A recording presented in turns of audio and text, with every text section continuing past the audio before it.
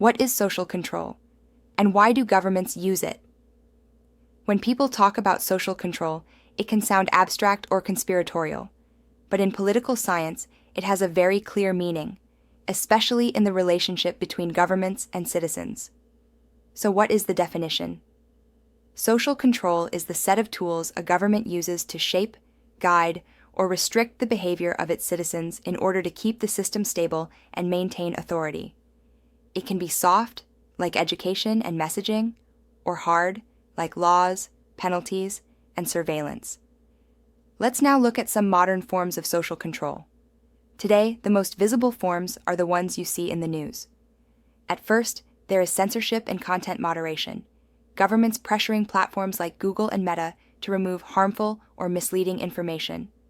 Secondly, there is government propaganda and narrative management, shaping what people think through media, framing, and selective facts.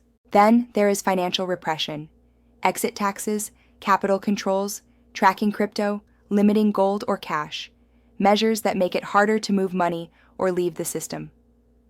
At last, there is fear and enemy creation, highlighting threats, internal or external, to justify tighter control, from misinformation to foreign influence to security risks.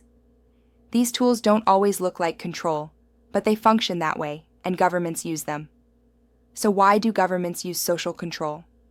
When a country enters a phase of decline or systems start to fail, economically, socially, or geopolitically, governments face three pressures. 1. Falling legitimacy. Citizens trust institutions less. 2. Rising instability. Polarization, economic stress, fragmentation. 3. Shrinking resources. Debt grows, growth slows, capital leaves. When stability becomes harder to produce through prosperity or trust, states compensate with control. It's a pattern we see over and over in history. When a country weakens, its government tends to increase control to hold things together.